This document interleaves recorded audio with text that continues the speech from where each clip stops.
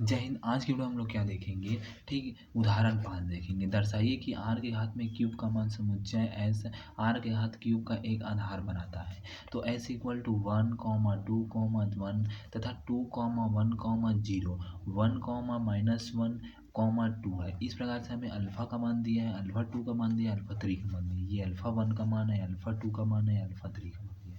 ठीक, तब माना कि एस इक्वल टू क्या लिखेंगे, अल्फा 1, अल्फा 2, अल्फा 3 है तथा आर के घात क्यूब का मान कर दिया गया उप समुच्चय है। तो यहाँ अल्फा 1 इक्वल टू 1, 2, 1, ठीक, अल्फा 2 इक्वल टू 2, 1, 0, ठीक, अल्फा 3 इक्वल टू हो जाएगा यहाँ पास 1, -1, 2 हो जाएगा। ठीक, तो समीकरण 1 एस आर के घात में क्यूब में रैखिकता स्वतंत्र है तो माना कि a1 a2 a3 ten are होता है। इस प्रकार है कि हम, ठीक, a1 अल्फा 1 प्लस में a2 अल्फा 2 प्लस में a3 अल्फा 3 इक्वल टू 0 है। ठीक, तो यहाँ पर देखिए a1 यहाँ पर अल्फा 1 का मान रखेंगे 1, 2, 1 प्लस में a2 हो जाएगा, यहाँ पर रखेंगे अल्फा 2 का मान रखेंगे 2, 1, 0, यहाँ पर प्लस में a3 हो गया, यहाँ पर a3 का मान रखेंगे 1, -1 कॉमा में 2 हो जाएगा इक्वल टू 0 हो जाएगा।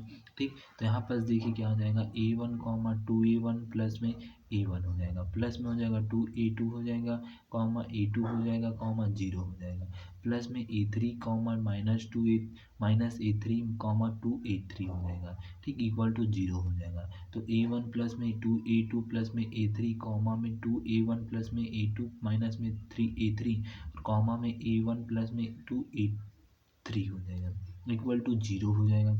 अब इसका क्या करेंगे, तुलना करेंगे। देखिए तुलना करेंगे तो इस प्रकार से हमारे पास तुलना हो जाएगा।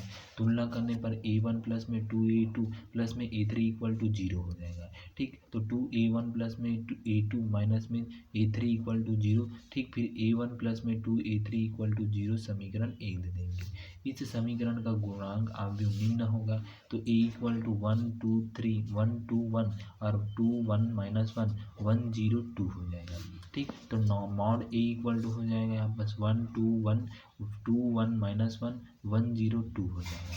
ठीक, तो यहाँ पास मॉड ए इक्वल टू हो जाएगा 1, 2 प्लस में 0, -2, 4 प्लस में 1 प्लस में 1, 0 माइनस में 1, तो mod A equal to 2, -10 minus में 1, तो a mod A equal to -9 not equal to 0 हो जाएगा। ठीक, तो रैंक ए इक्वल टू 3 अर्थात अज्ञात राशियों a1 a2 a3 की संख्या है। अतः इस समीकरण का एकमात्र हल a1 equal to 0, a2 equal to 0, a3 equal to 0 हो जाएगा। अतः फलतः एस आर के घात में क्यूब में रैखिकता क्या है, स्वतंत्र है, बता देंगे। ठीक, मतलब a1 का मान 0 होगा, a2 का मान 0 होगा, a3 का मान 0 होगा, तीनों का मान 0 है तो रैखिकता स्वतंत्र है। ठीक, इस प्रकार से आपको यहाँ तक बनाना है। ठीक, ठीक, तो इसी प्रकार एल एस का मान निकालेंगे। L S equal to R के घात में क्यूब, माना कि एक्स वाई जेड 10 आर के घात में क्यूब होता है तथा a1 a2 a3 10 आर इस प्रकार है कि a1 अल्फा 1 प्लस में a2 अल्फा 2 प्लस में a3 अल्फा 3 इक्वल टू 0 हो जाएगा।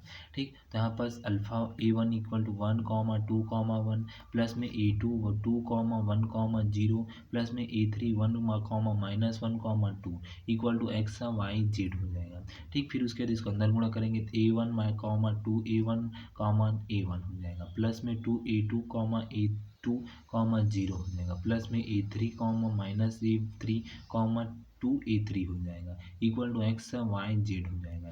ठीक, फिर उसके बाद यहाँ पास हो जाएगा, इसको अंदर इसके साथ गुणा करेंगे तो a1 प्लस में 2a2 प्लस में a3 कॉमा हो जाएगा 2a1 प्लस में a2 माइनस में a3, ठीक, फिर उसके बाद कॉमा a1 प्लस में 2a3 equal to X Y Z हो जाएगा। तुलना करेंगे तो यहाँ पास एक्स के साथ तुलना करेंगे, वाई के साथ तुलना करेंगे, जेड के साथ तुलना करेंगे। ठीक, तब इसका जब क्या निकालेंगे, नॉर्मल मॉड ए का मान निकालेंगे तो मॉड ए का मान ही सेम मान लिख देंगे तो mod A equal to -9 not equal to 0 हो जाएगा। तो L S equal to R के घात क्यूब हो जाएगा। तो एस आर के घात क्यूब का क्या है, एक आधार है करके बता देंगे, एक आधार है। तो इस प्रकार से आपको यहाँ तक बनाना है समीकरण, दोनों ही आर का आधार है तो इस प्रकार से यहाँ तक आपको बनाना है। ठीक, धन्यवाद।